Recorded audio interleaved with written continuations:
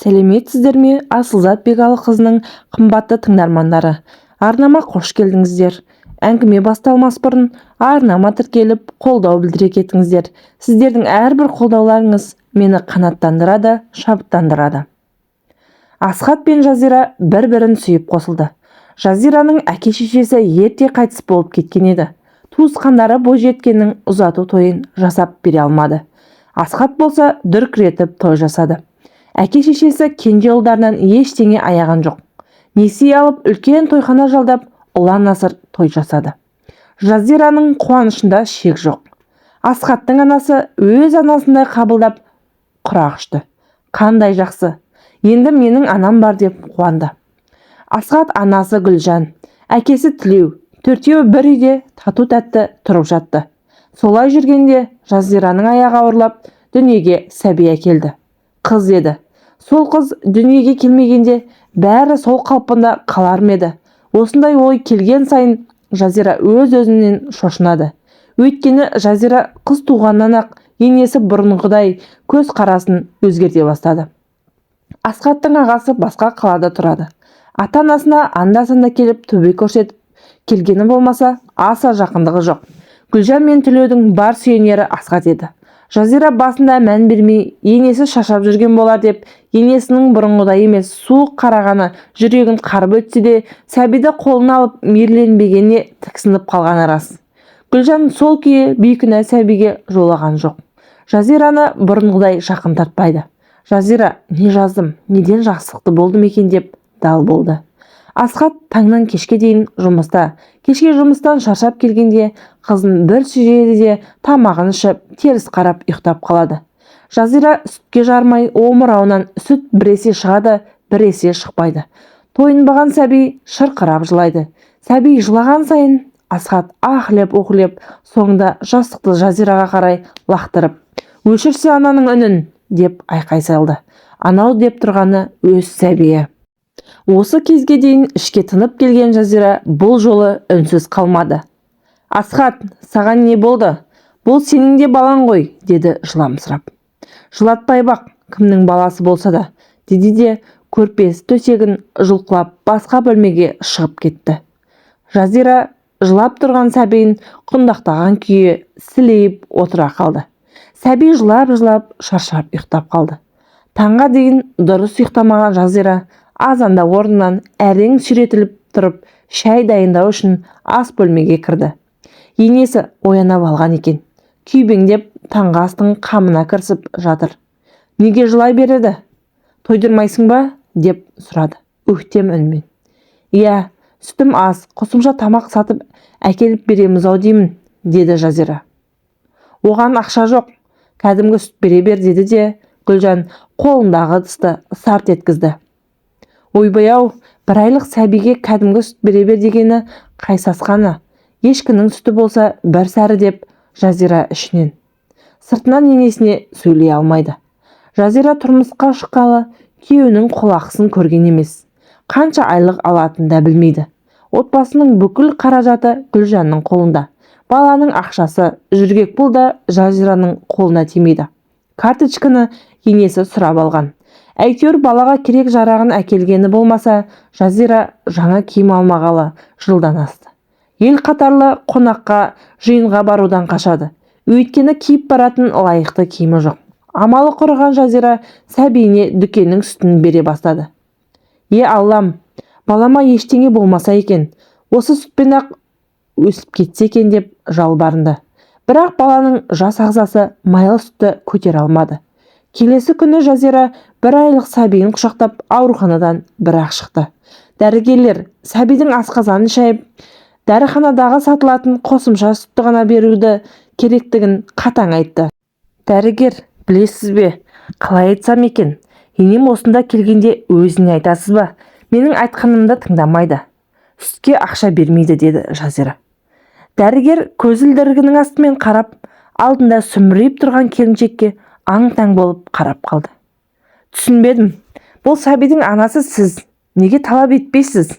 Балаңыздың ақшасы қайда?» деді дәрігер сұраулы жүзбен. «Бәрі енемнің қолында», деді Жазира. «Тоқтаңыз, Онда сіз балаңыздың ақшасын енеңізге бердіңіз бе? Қазір қай заман? Көзіңізді ашып жан-жағыңызға қарасаңызшы. Өткен ғасырда қалып кеткендер әлі де бар екен ғой деп басын шайқады дәрігер. Дәрігер бір түрлі екенін білемін, бірақ менде бір тиын ақшам жоқ. Бәрін енем ұстайды. Сүтке ақша сұрасам бермейді. Сізден өтініп сұраймын. Енем осында келгенде өзіне айтыңызшы, деді Жазира. Дәрігер, жақсы деп қояды. Гүлжан Жазираны ауруханадан шығарып алатын күні келіні мен немересін алып кетуге келді. Гүлжанды көрген дәрігер дүрсе қоя берді. Сәбиді өлтіріп қояйын депсіздер ғой. Майлы сүтті 1 айлық сәбидің асқазаны көтере алмайды. Немереңізге қосымша сүт алып беріңіз, деп дәрігер қатқыл үнмен желдің қай жақтан ескенін сезіп қалған Гүлжан келініне оқты көзбен қарады. Бойын тез жинап алып, дәрігердің алдында түлкідей бұлаңдап, "О, не дегеніңіз? Осы балалар үшін өмір сүріп жүрміз ғой", деді. Сосын, "Жарайды. Баланы бұдан былай майлы сүт бермеуші болмаңыздар. Анасына да айттым. Сізге де ескертем", деді дәрігер. Үйге келген бойда Гүлжан келініне тап берді. "Сен не деп жүрсің? Дәрігерге мен жайлы не айттың? Отбасындағы сөзді сыртқа таситын адам жақсы келін болып жарытпас", деді ауруханадан қалшырап шыққан Жазираға.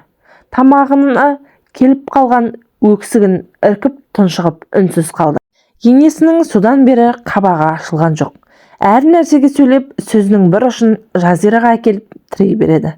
Ұйықтап кетіпті.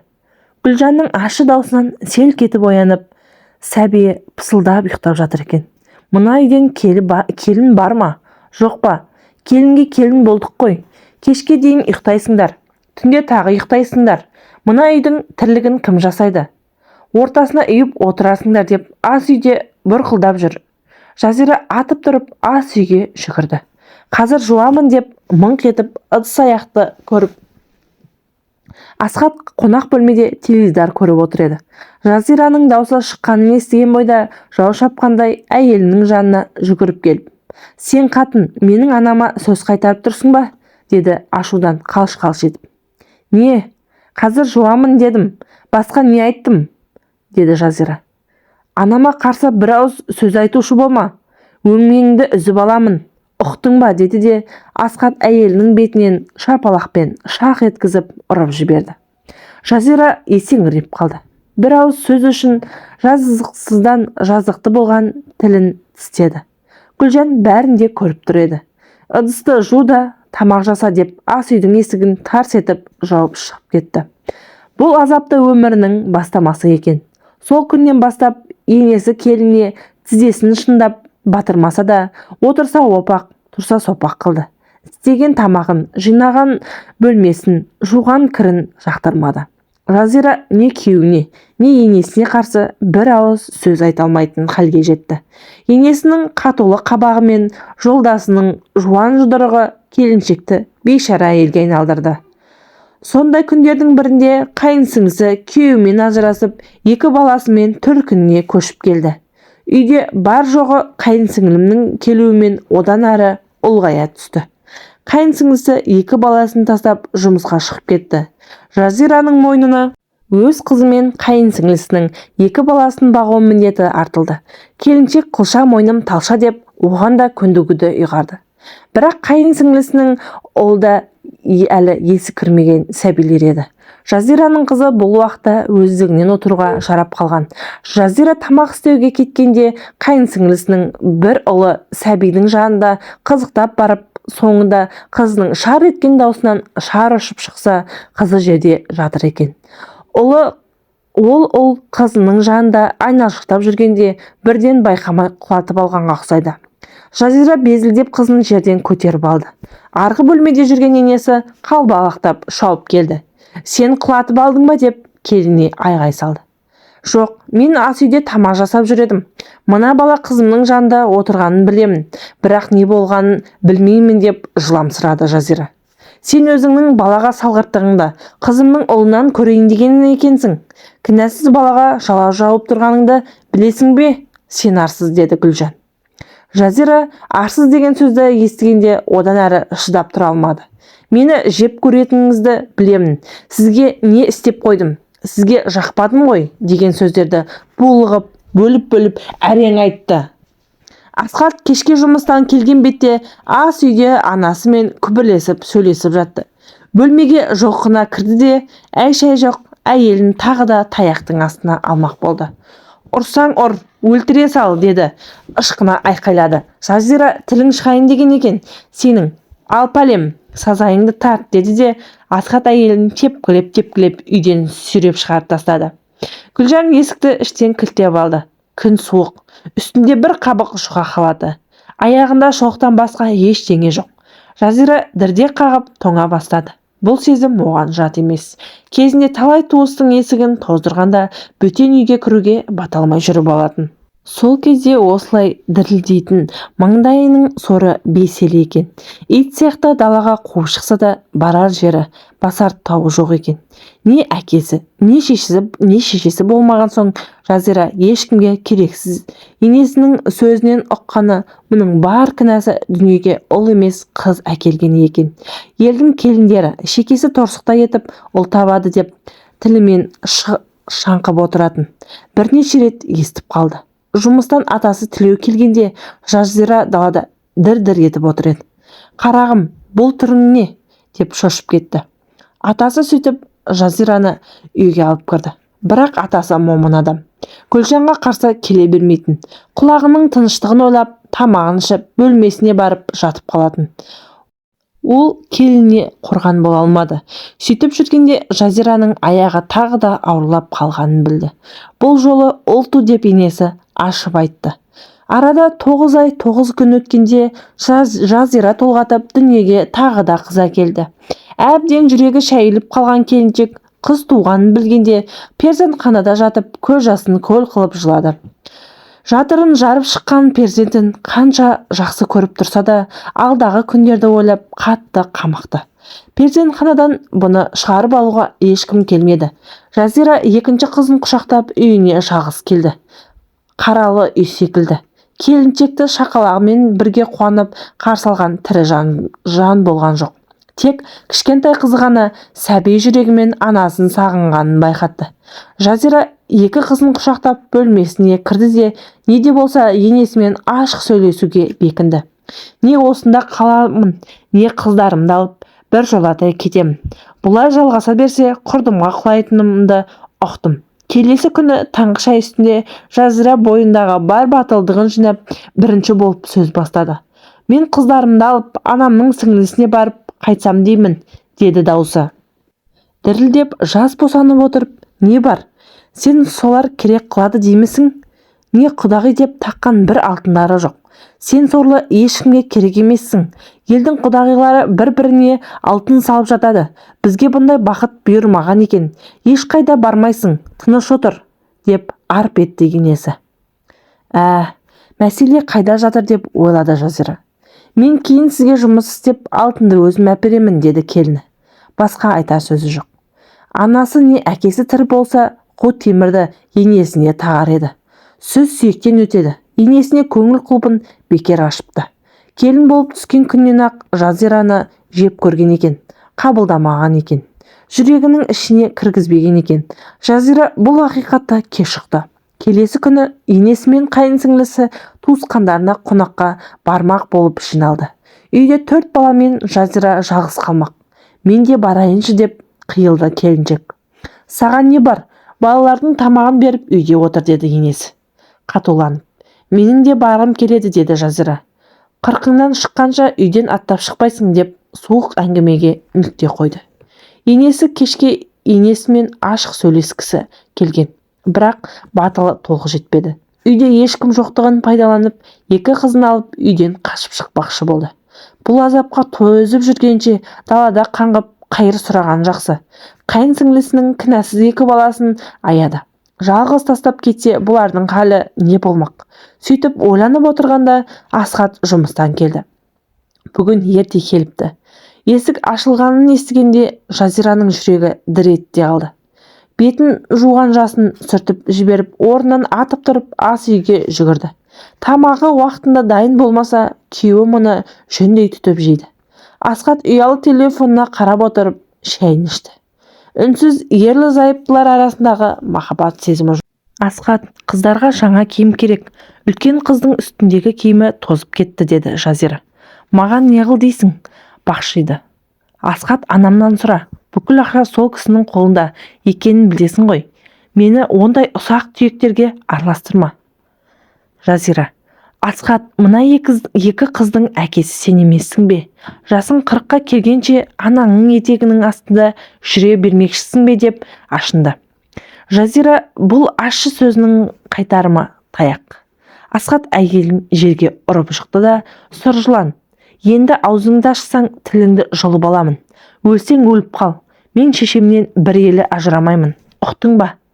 Қатын жолда, бала белде. Менің анама қарсы сөйлейтін болсаң, жағыңды айырып тастаймын, деп аяғымен әйелінің бүйірінен теуіп қалды. Жазира таяқ жеген сайын ызаланып, күйеуі мен енесіне деген өшпенділігі ушыға түсті. Жазира бұл үйде өзін келін емес, күң ретінде сезінетін.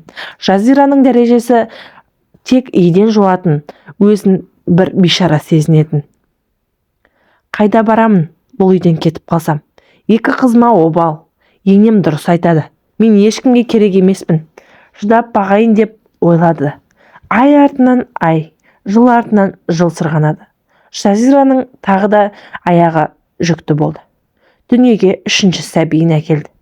Ол да қыз болып шықты. 3 қызды жеткізу келіншекке оңай болған жоқ. Жоқшылықтан азып-тозып жүнжіп кетті. Оның үстіне енесінің шымшылаған сөздері Жазираның жүйкесін жұқартты. Сонда да әлі ешкімге тегеурінді қарсылық таныта алмайды. Бұрынғы Жазира қаншалықты қорқақ, әлсіз, жасқаншақ болса, қазіргі Жазира одан бетер. Енесімен күйеуі мүжіген сайын отқа салса жанбайтын, суға салса батпайтын, жан сыр әйел болды. Бір күні енесі тым қатты кетті. Жазираның енесі кенже қызын жерге су төгіп алды. Сол үшін жан ұшырып, ұрып жатқанын көріп, үстінен түсті. 3 шайтан, 3 албасты, деп айғайлап, қолындағы оқтаумен немерелерін сабап жатыр екен. Жазира шыр-пыр болып перзенттерін қорғады. Шыны бір күнде сынбайды. Осыған дейін көрген қорлығы аздай, енді қыздарының таяқ жей бастағанын көрген келіншек көтере алмады. 1 минутта артына бұрылып қарамастан жүріп өзін азын аулақ киімін жинады. Аузынан ана сүті кетпеген 3 балапанын сыртқа шығарып, бұл үйден бір жола кетуге ыңғайлады. Кет, 3 албастымен, ешкіммен симайсың, қайтып келесің. Айтпады деме, қайда барасың да қайтып келесің. Өзіңді қыздарыңмен қосып, кімге сиятыныңды білесің бе? Сол кезде аяғыма келіп жығыларсың, деп енесі аузына келгенін айтып жатты. Жазира бұл үйді енді жекемнің шұқыры көрсін, деп айқайлады. Осыған дейін енесіне қарсы келіп көрмеген келіншек сыртқа шыққанда батылданып кетті ме, әйтеуір осы сөздерді қадап-қадап нықтап айтты. Сөйтті де кенже қызын көтеріп, 2 үлкен қызын жетектеп, бас ауған жаққа кете берді. Алдыңғы өмірі бұлыңғыр, қайда барарын білмейді. Жазира осы күннің келерін білгендей азын аулақ ақша жинап қойған еді. Кейде енесі қолына ақша беріп дүкенге жұмсайды. Артық қалған тиындарды жасырып жинай берген. Сол ақшасына 1 айға деп қаланың сырт жағынан ескі баспананы жалға алды. Ескі баспананы монтаздай етіп жөнге келтірді. Бірнеше жылдан бері алғаш рет еркіндікті, азаттықтың тәтті дәмін сезінді. Бастысы қыздары жанында. 3 қызын кезек-кезек құшақтап, еміреніп искеді. Ештеңеден қорқпаңдар, қыздарым, аналарың жандарыңда, деп жымиды. Анасының жадыраған жүзін көптен бері көрмеген қыздар қуанып мәз болды. Сөйтіп отырғанда телефонына шыр етіп, Жазираның жүрегі дір ете қалды. Асхат екен. Сен албасты, жаныңның барында үйге қайт. Сен менің анама не дегенсің? Жақсылап жауап бересің, деп ақырды күйеуі. Мен сенмен ажырасам, ұқтың ба? Мені де қыздарымды да көрмейсің, деп айқайлады Жазира. Сөйтті де телефонды лақтырып жіберіп, ескі жастықпен бетін басып өксіп жылады. Асхат тағы да хабарласты. Бұл жолы көтермеді. Хабарлама жазып жіберіпті. Жердің түбіне түсіп кетсең де тауып алып өлтіремін сені. Сенің ендігі өмірің тозаққа айналады деген сөздерді әрең оқыды. Телефонды мүлдем сөндіріп тастады. Қаншама жыл бойы көк ала қойдай таяқ жегені жетер. Бұдан былай кеудесін ешкімге бастырмайды. Бұдан былай тәуелсіз, ешкімнің улы сөзін көтеріп жүрмейді. Қыздарына қорған болады. Жыртық үйдің құдайы бар. Жазира тек бір Алладан үміт күтті. Асхаттың бұған жазған хабарламаларын, айтқан сөздердің бәрін жіптей тізіп полицияға бірақ тапсырды. Қорықпаңыз, күйеуіңіз сізге қолының ұшында тигізе алмайды, деді полиция. Полиция Асхаттан шағым алған тәріздес. Содан соң біраз Жазираның құлағына тынышталды. Бірақ қашан келіп қалады деген қорқынышынан арыла қойған жоқ. Түн баласы дөңбекшіп ұйқы көрмеді. Оңай болмады. Жазира балапандарын үрпиген қорғансыз үш қызын тастап қайда барып жұмыс сұрарын білмеді. Үшеуін ертіп жүріп бірнеше есіктің табалдырығын тоздырды. Бәрінен алған бір жауап: бізде орын жоқ дейді. Үш баласымен жалғыз сүйрелеген әйел кімге керек? Сонында еден жуушы болып бір кафеге орналасуға келген бір бейтаныс кексе әйел. Сен бұлай балаларыңды ертіп жүрсең, ешқашан жұмысқа кіре алмайсың. Тастайтын адам болмаса, сырттарынан кілттеп қамап кет деп кеңес берді. Біз кезінде балаларымыздың аяғын төсекке жіппен байлап кететін едік, сөйтіп жан бағатынбыз, деді. Әйелдің айтқаны айдай келді. Жазира тағы да жұмысқа тұра алмай, үйге құр сүлдерін сүйретіп қайтып келді. Келесі күні әлгі әйелдің айтқаны ойынан шықпай, бойлары жетпейді-ау деген жерден ұшы өткір заттардың бәрін алып, жан-жақты жинап, үш баласын қамап жұмыс істеуге кетті. Жазира жылап келеді. Аллам, балапандарым өзіңе аманат. Егер оларға бір нәрсе болса, өзімді кешіре алмаймын. Бірақ басқа амалым жоқ. Ақшам бітіп барады. Тезірек жұмыс таппасам, балаларым аш қалады деп, өзін біресе жұбатып, біресе жек көреді. Сөйтіп жүргенде тыныштық жоқ. Үш қызы бір жамандыққа ұшыраған болса же, орта жолға дейін жүріп барады. Сілейіп тұрып қалды. Аяғы одан әрі жүргісі келмеді. Қыздарыма бірдеңе болып қалсашы деген ой жанын жегідей жеп барады. Жазира жалт бұрылып үйіне қарай тура жүгірді. Жүрегі бір сұмдықты сезгендей қатты соғады. Құдды кеудесінен атқып түсетін секілді. Келіншек алқынып үйіне жетті. Бәрін тас түйін етіп жауып кеткен сияқты еді. Қақпа ашық тұр. Мәссаған, үйдің есігінде айқар ашық жатыр. Жазира жалма-жан үйіне кіріп келді.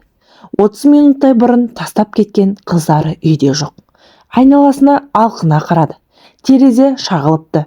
Біреу терезені шағып кіріп, іштен есікті ашып, қыздарын алып ізін суытыпты. Жазира жүгіріп үйден шықты. Асхат қой, неде болса, бұл соның ісі. Жазира не істерін білмей, басын ұстап жерге отыра қалды. Мен саған айтып едім, менсіз ешкім емессің. Желке тұсынан гүр еткен дауыстан шошып кетті. Бірден таныды. Бұл Асхат еді. Қыздарым қайда? Айт тез, қайда олар деп шыңғыра айғайлады. Жазира қыздарды енді көрмейсің. Үстінен жазып жібердім. Полиция бәрін өз көзімен көрді. Балаларды жалғыз тастағаныңды, сені аналық құқынан айырады, деді Асхат. Жазира, оңбаған, сендер қыздарымды күң етесіңдер, деп күйеуіне қарай мысықша атылды. Еңгесі де еркек нәзік әйелді бұйым құрлы көрген жоқ. Жерге атып ұрды. Сөйтті де көлігіне барды. Жазира аңырап жалғыз қалды. Ботадай боздады. Тағдырына налыды. Нағылет айтты. Күресуге дәрмені жоқ. Мен әлсізбін, дәрменсізбін. Бұл қасқырлармен алыса алмаймын. Оларға қарсы тұра алмаймын деп өзіне өзі өкіріп жылай берді. Кеш құрын сүйретіліп жүріп, ата-енесінің үйіне барды. Тірі өлік секілді. Бәріне шыдайды. Тек балаларын көрсе болды. Есікті енесі ашты. Үндемеді. Жазира іштей өкірді. Үш қызы да үйде екен. Анашым деп жүгіріп алдынан шыққанда жүрегі орнына түсті. Жанарынан аққан жасты көрсеткісі келмей, көзін төмен сала тұра берді. Гүлжан да Асхат та үнсіз қарап тұрды. Жазира мен қыздарын алып кетуге келдім деп енесіне айтып еді. Енесі, сенің үстіңнен іс қозғатып жатырмыз, балаларыңды ешқайда алып кете алмайсың деді. Қыздарды баға алмайтыныңа көзің жетті ме? Не таптың деп кекетті. Тек жарты сағатқа қалдырып едім деді Жазира. Онда да жұмыспен сөйлесу үшін деп. Оны бізге емес, сот қайтарсың деді Гүлжан. Мен қыздарымнан айырмаңыздар, жалынып сұраймын. Оларсыз өмір сүре алмаймын деді Жазира, даусы дірілдеп. Өтірік күлгірсі ме? Қайтып келер есігіңді қатты жапа деген, келместе кетіп едің деді енесі. Ары қарайғы сөздерін естігісі де тыңдаған да жоқ. Сілейіп қарап отыра берді. Енесінің бетіне Гүлжан сөйлеп жатыр. Жазира қыздарын құшақтады да сөйтті де үйден тез шығып кетті. Қайда барамын? Кімнен көмек сұраймын? Енді не істеймін? Қайда барамын?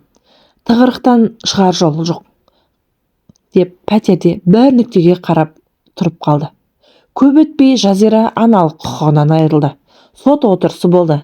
Енесі келіні туралы құлаш қағаз дайындап келіпті.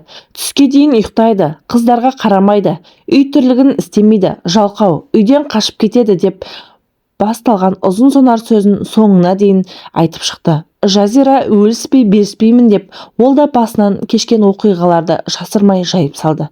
Қос тарапты тыңдаған сот ұзақ уақыт ойланып, сот шешімі қабылданды. Жазира аналық құқығынан айырылып, 3 қызы Асхаттың қамқорлығына өтті. Сотта құр сөз жүрмейді екен. Полициямен бірге барып түсірген видео бәрін шешті. Ол видеода қыздардың жалғыз қалғаны тайға таңба басқандай көрініп тұр еді. Ал Асхаттың хабарламаларын сот есептемей, Жазира айына бірнеше рет қыздарын көруге рұқсат алды. Әділетсіз. Арада 10 жыл өтті. Үстінде ақ костюмі бар, нұрлы жүзді, әдемі келіншек аурухана дәлізімен сенімді жүріп барады. Палатаға бұрылып кіріп, үлкен кісіге система қоя бастады. Медбике келіншек Жазира. Ал системада жатқан оның бұрынғы енесі Гүлжан. Система қойып болып, енесінің ес-түссіз жатқан жүзіне бұрылып қарап, ойланып отырып қалды. Өткен өмірін есіне алды. Соттан кейін Жазира біраз уақыт өз-өзіне келе алмай, терең күйзеліске түскен еді. Бірақ бойын жинап, өмірде жаңаша көзқараспен медбике болып оқып алды. Қиналып оқыды. Ол қиын күндерді есіне түсіргісі келмеді. Қолына медбикелік дипломын алған соң ауруханаға медбике болып жұмысқа тұрды. Сөйтіп бейшара әйелден өзіне сенімді әйелге айналды. Сот белгілеген уақытта ғана қыздарына барады. Қыздары көзі жәутеңдеп күтіп отырады. Жазира келген күндердің бірінде Асхат сөз бастады. Мені кешіре алмайтыныңды білемін, бірақ қыздарға қарашы. Күнде сені іздейді, сағынады. Ананың орны бөлек қой. Ешкім баса алмайды ғой. Қайтадан қосылайық. Қайтеді, бәрін ұмытайық. Қажет десең қыздарымызды алып бөлек кетейік. Мен де соқа басым жалғыз өмір сүруден шаршадым деді. Асхат, мен үшін сен өлген адамсың. Асхат, ендігі жерде тек қыздарым үшін өмір сүремін. Сені қайта қабылдай алмаймын. Өте жақын қалды. Аналық құқығымды қайтарып аламын. Содан соң қыздарымды алып кетемін деп шорт кесті. Жазира айтқан сөзінде тұрды. Жазираның жүріс-тұрысы қайта қаралған соң сот келіншекке аналық құқығын қайтарып берді. Содан 3 қызын заң жүзінде өзіне қайталып, жалдамалы пәтеріне келді. Сабыр қылсаң бәрі өз уақытымен болады деген пендені сынайтын пенде, өшіретінде адамдар.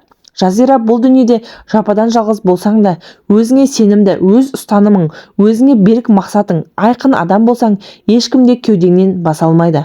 Бұрын неге жылап жүрдім екен?